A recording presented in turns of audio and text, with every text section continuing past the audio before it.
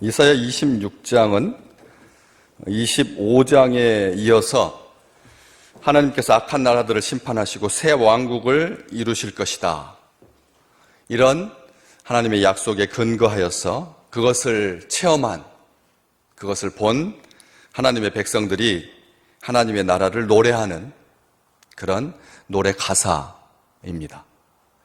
그냥 우리가 성경책을 읽을 때 시인데 산문처럼 읽거나 노래인데 기사처럼 읽으면 안 되죠.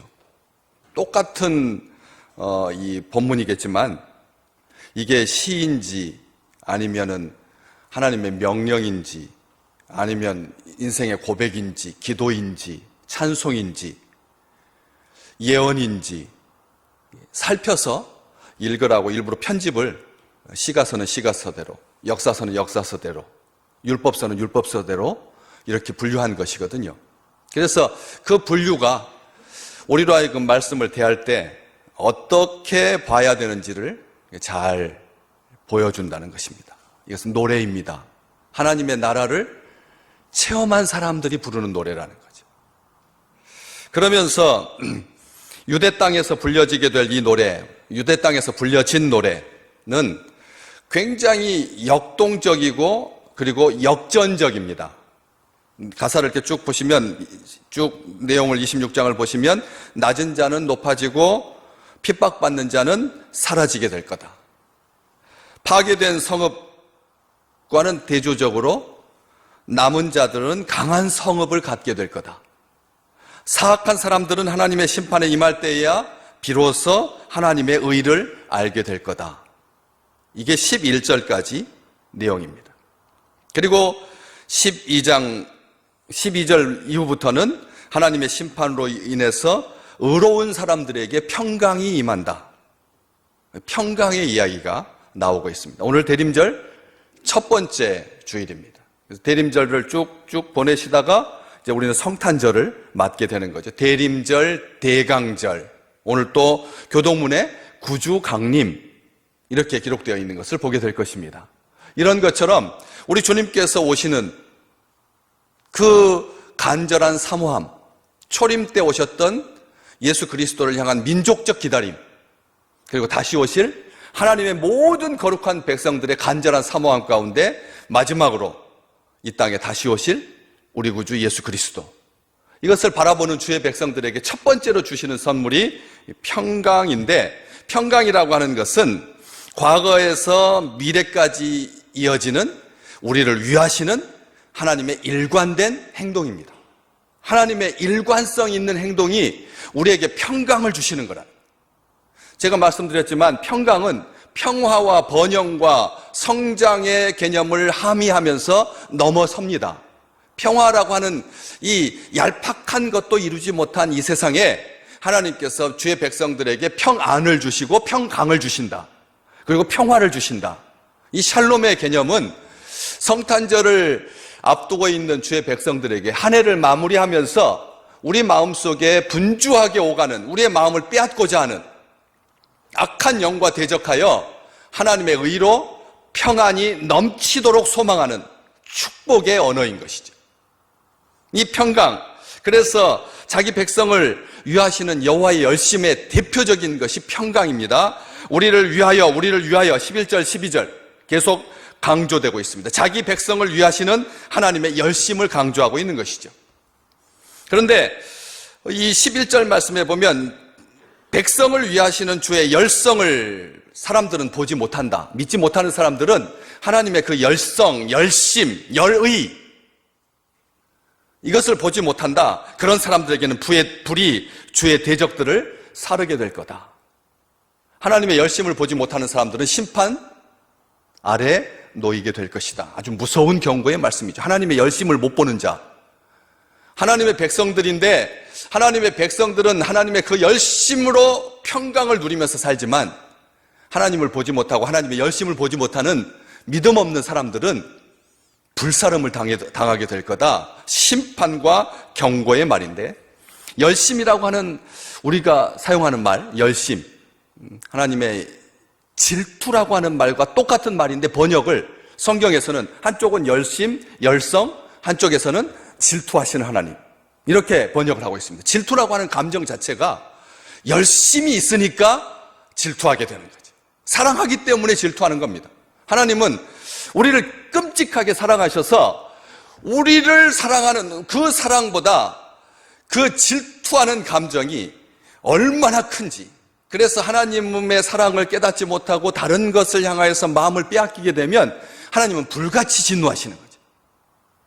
사랑이 있으니까, 열심이 있으니까, 열정이 있으니까, 헌신하시니까 하나님께서 질투하시는 겁니다. 하나님은 우리가 생각하는 것처럼 사랑을 빼앗겨서 외쪽짜리 신앙, 반쪽짜리 신앙을 아주 혐오하여서 그냥 인간의 질투의 감정을 가지시는 것이 아니라 진심으로 우리를 사랑하셔서 하나님을 향한 사랑이 두 마음을 품게 될 때, 하나님과 대적할 만큼 강력한 것은 재물이고 물질인데, 이 돈이 하나님을 향한 사랑을 두 개로 쪼개어 가질 때 하나님은 견딜 수 없어 하신다. 그래서 이사야는 하나님의 이 열심에 대해서 계속 말하고 있는데, 열심이라고 하는 단어가 무슨 뜻인지 아시죠? 마음에 불이 붙었다는 뜻입니다. 열심이라는 말이 마음에 불이 붙었다, 중심이 뜨거우시다, 마음 중심에 열이 있다, 이 불 붙었다는 말입니다. 하나님은 열심히 충만하신 분이십니다. 이사야서 59장 17절, 공의를 갑옷으로 삼으시며 구원을 자기의 머리에 투구로 삼으시며 보복을 속옷으로 삼으시며. 속은 어떠십니까? 공의를 갑옷 삼고 구원을 자기 머리에 투구 삼고 보복을 속옷 삼으시는데, 겉옷이 뭐냐? 열심을 입어 겉옷을 삼으시며.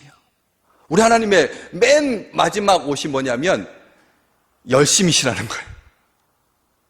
하나님을 뚫을 수 있는 갑옷, 하나님을 뚫을 수 있는 그런 창과 칼이 없으니까 우리 공의로 갑옷 삼으시고 구원을 머리에 투구로 쓰시고, 그리고 보복을 속옷 삼으시고, 겉옷이 겉으로 드러나는 모습이 온전하게 하나님을 표현하는 우리 하나님의 표현이 뭐냐? 우리 하나님은 열심히 있으시다는 것이죠. 그래서 62장 1절에도, 이사야서 62장 1절에도 나는 시온의 의가 빛같이 예루살렘의 구원이 횃불같이 나타나도록 시온을 위하여 잠잠하지 아니하며 예루살렘을 위하여 쉬지 아니할 것이다. 구원이 나타나도록 하나님께서 쉬지 않으신다. 열심을 다하신다는 말씀입니다. 여호와의 열심으로 자기의 백성을 구원하시겠다는 그런 말씀입니다. 아브라함을 우상과 타락의 도시에서 건져내신, 갈대아 우르에서 건져내신 하나님의 열심, 이스라엘 백성을 바로의 미신과 멸망에서 구원하신 하나님의 열심, 우리를 죄와 사망과 지옥에서 건지신 여호와 우리 아버지 하나님의 그 열심, 여호와의 열심은 아들 예수 그리스도를 속죄 제물로 내어주신 사랑에서 확증되지요. 하나님의 열심을 딱 보여주는 가장 완벽한 증거가 뭐냐? 아들을 십자가에서 죽이시기까지 우리를 사랑하신 하나님의 열심을 보라. 이게 하나님의 열심이라는 것이죠. 그래서 아가 8장에 보면 7절 말씀에 사랑은 죽음같이 강하고 많은 물로도 끄지 못하다. 하나님의 사랑이 죽음과 같이 강해서 많은 물로도 끌 수 없고 홍수라도 삼키지 못한다. 그래서 사람이 그의 온 재산을 다 주고 사랑과 바꾸려고 할지라도 오히려 비웃음을 당한다라고 기록하고 있습니다. 하나님의 사랑을, 원수가 비웃음을 당하고 대적들이 부끄러움을 당할 만큼 강렬한 주님의 사랑을 막아설 수 있는 것은 이 지상에 아무것도 없다는 것이죠. 우주에도 하나님의 사랑을 막을 수는 없다라고 하는 것을 성경은 분명하게 말하고 있습니다. 그래서 오늘 11절 말씀에 여호와여 주의 손이 높이 들릴지라도 그들이 보지 못하오나, 여기서 하나님의 열심을 뭐라고 표현하고 있느냐면 주의 손이 높이 들리는 것으로 하나님의 열심을 그림처럼 보여줍니다. 하나님이 어떻게 자신의 열심을 외적으로 표현하시나? 이게 하나님께서 손을 높이 드신다는, 여러분 손을 높이 들었다라고 하는 이 표현은 무슨 뜻입니까? 오늘 또 우리를 돌보시고 원수의 손에 빠지지 않도록 보호하시고 우리를 위해서 손을 높이 들고 중보하고 계시는, 기도하고 계시는, 손을 높이 든다라고 하는 말이 그런 의미를, 구약 성경에 나오는 손을 높이 드는 모든 장면들을 보십시오. 아말렉과의 전쟁에서 승리하도록 아론의 손을 높이 들게 하셨던 주님, 손을 높이 든다라고 하는 말은 돕기 위해서, 싸우기 위해서 손을 든다는 것이죠. 홍해를 가를 때 모세가 손을 높이 들어서, 그래서 하나님의 명령을 외쳤던 것처럼 하나님의 명령을 수행하는, 하나님께서 행하시는 열심의 증거가 손을 높이 든다라고 하는 표현이라는 것이죠.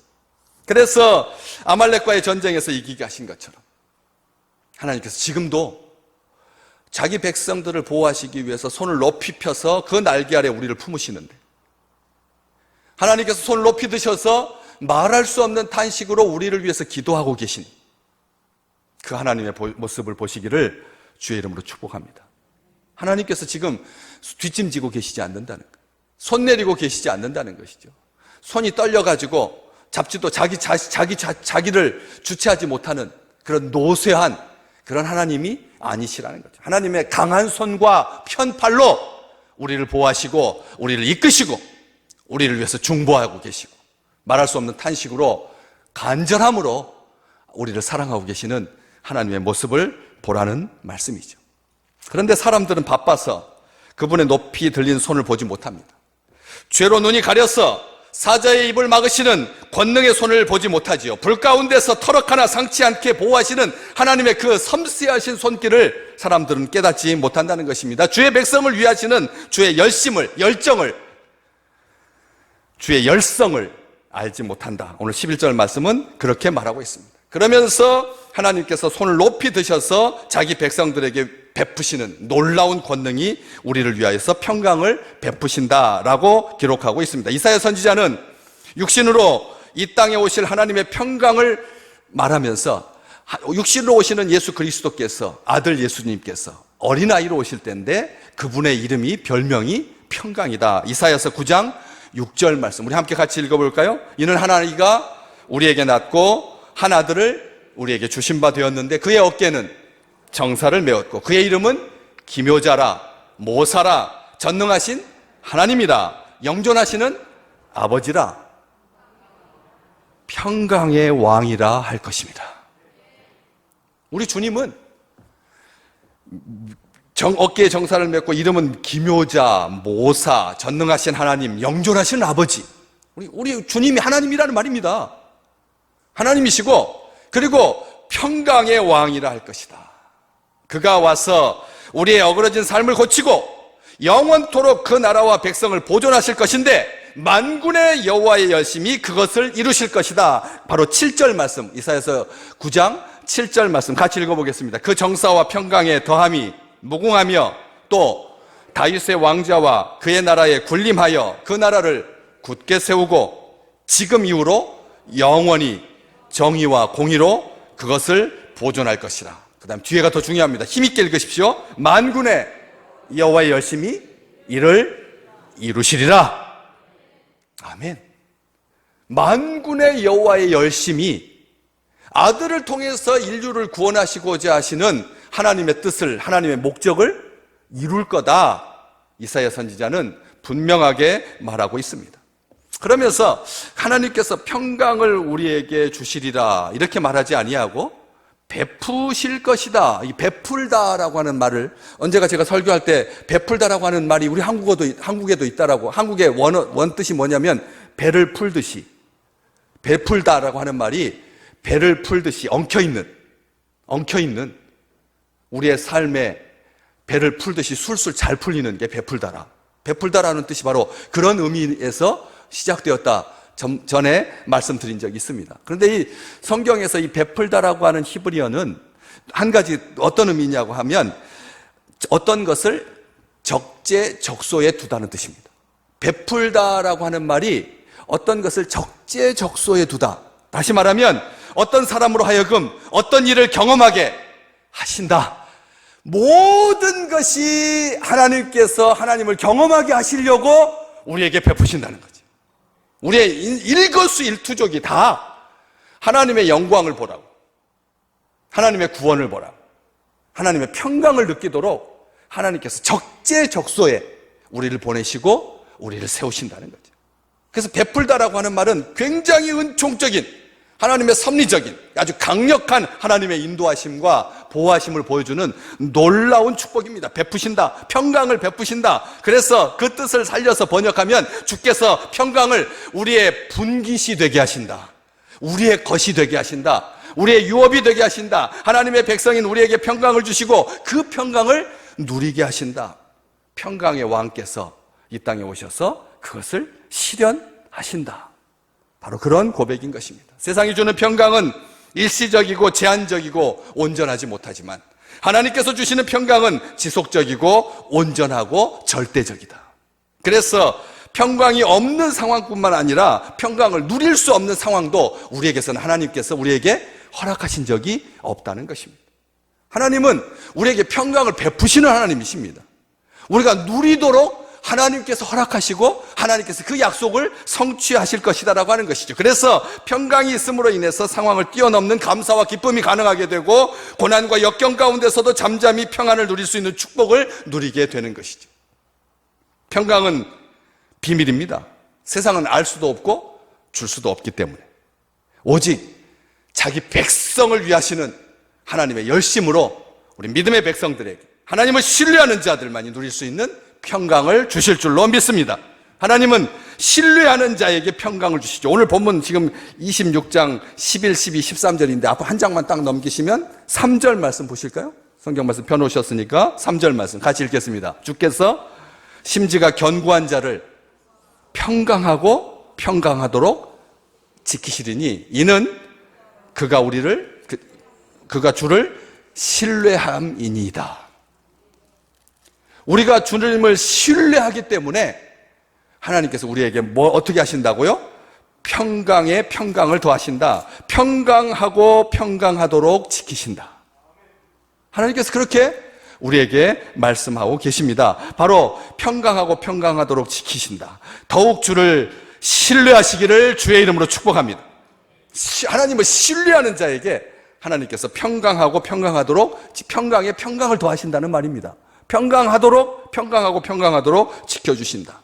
주를 신뢰한다라고 하는 말, 이게 무슨 뜻인가? 심지가 굳다라고 하는, 심지가 견고한, 주를 신뢰하는 것과 심지가 견고한 것을 같은 단어로 지금 사용하고 있는데, 심지가 견고하다, 심장이 쫄깃쫄깃하다는 말입니까? 심장이 견고하다, 어떠한 상황이 있어도 마음이 흔들리지 않는, 심지가 견고한 자는 어떠한 상황에서도 마음이 흔들리지 않는 그런 것이 심지가 견고한 것, 주를 신뢰하는 것일 텐데, 바른 성경에서는 그 심지가 견고하다라고 하는 말을 어떻게 번역하고 있느냐면 마음이 한결같이 주께 머물다. 심지가 견고한다라고 하는 말은 마음이 한결같이 주께 머물러 있는 것. 공동 번역에서는 마음이 한결같이 주님께 몸을 맡기는, 마음이 한결같은 한 마음이라는 거죠. 주님께 맡기고 주님께 머물고 주님을 의지하고, 이것이 심지가 견고한, 그리고 주님을 신뢰하는 그런 마음이다 말하고 있는 것이죠. 그래서 오늘 13절 말씀에도 보시면 여호와 우리 하나님이시여 주 외에 다른 주들이 우리를 관할하였사오나, 마치 주 말고 주인 것처럼 로마의 황제가, 일본의 황제가 우리를 주관하려고 했던, 우리 역사가 참 놀라운 축복인 거죠.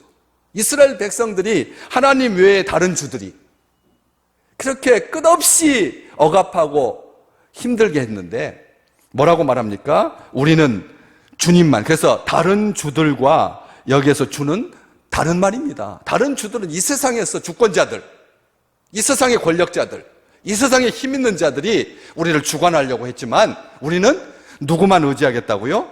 우리 하나님만 의지하고 하나님의 이름을 부르리이다.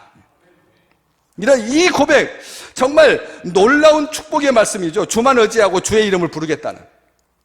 주께서 사자의 발톱에서, 줄인 사자의 입에서, 공중 권세 잡은 자에게서, 사탄의 손아귀에서 구하실 것이기 때문에 염려하지 말고 주를 더욱더 신뢰함으로 평강의 평강을 누리는 주의 백성들 되시기를 주의 이름으로 축복합니다.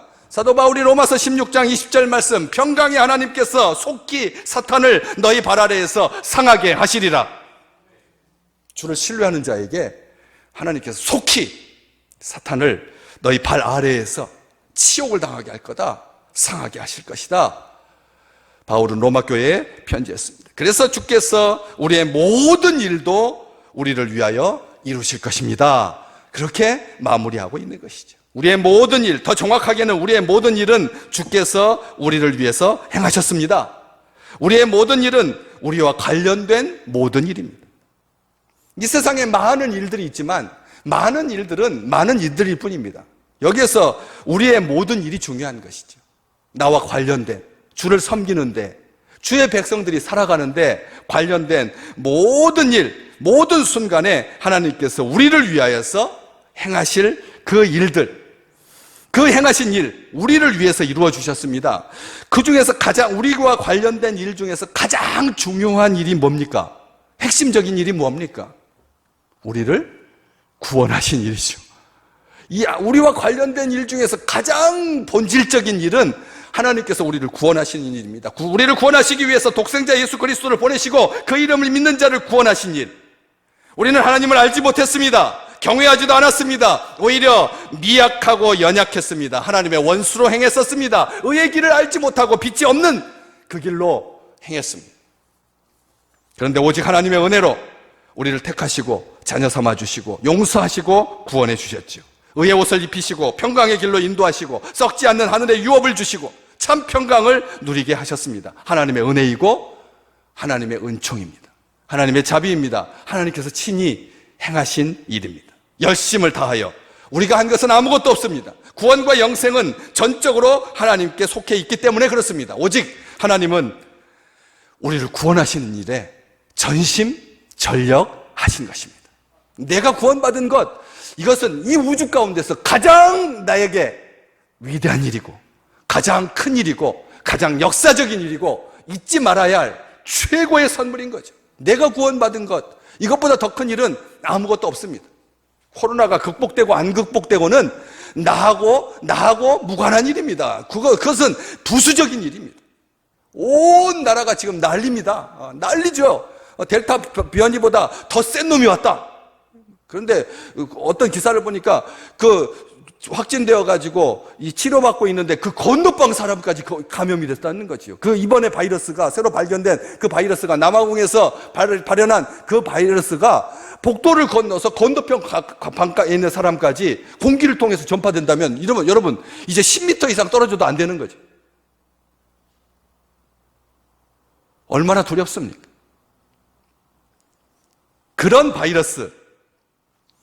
바이러스가 세상 사람들의 마음을 막 뒤흔들어 놓고 아주 불안하게 하고 염려하게 하고 이제 문을 다시 꽁꽁 걸어 잠그고 더 칠흑 같은 그런 고립과 우울감 속으로 들어가야 되는가?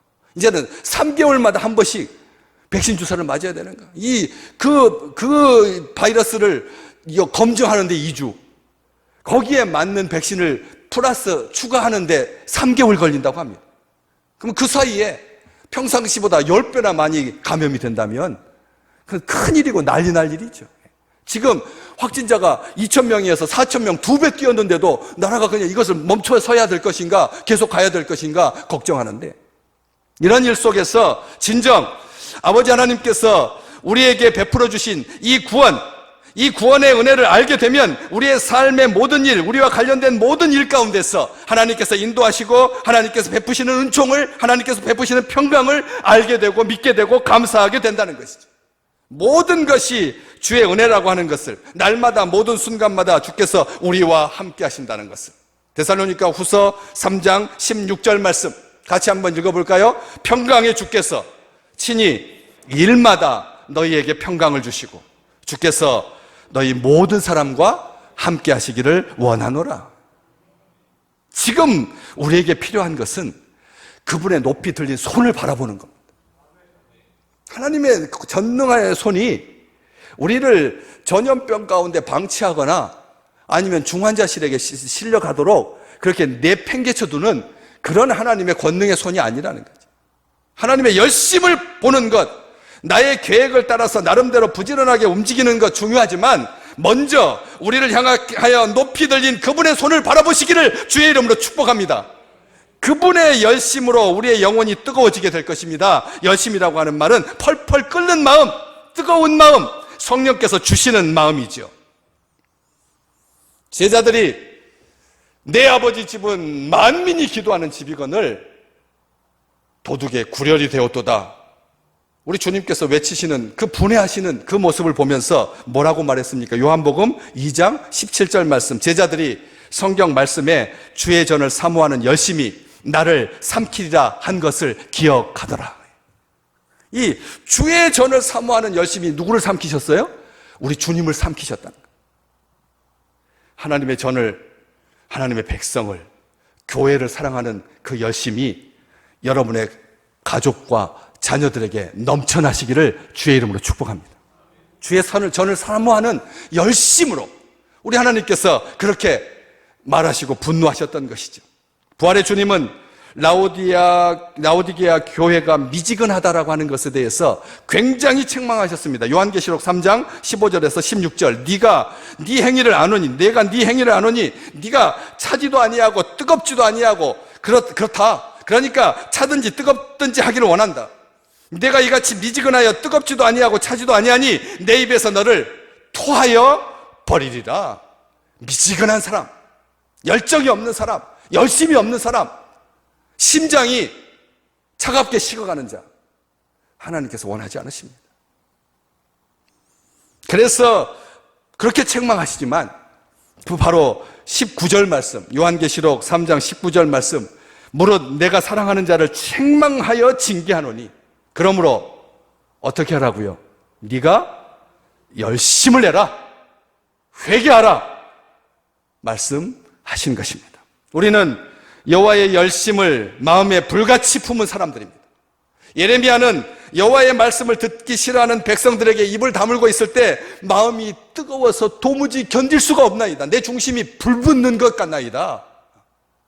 말 듣지 아니하는, 하나님의 말씀을 듣지 아니하는 백성들이, 그 싫어하는 백성들에게 복음 주님께서 선포하라고 하셨는데, 하나님의 나라를 증거하라고 하셨는데 입을 딱 다물고 싫으니까, 괘씸하니까 아무 말도 하지 않고 있을 때 그의 중심이 불붙는 것 같아서 견딜 수가 없어 했죠. 예레미야서 20장 9절 말씀에 보면.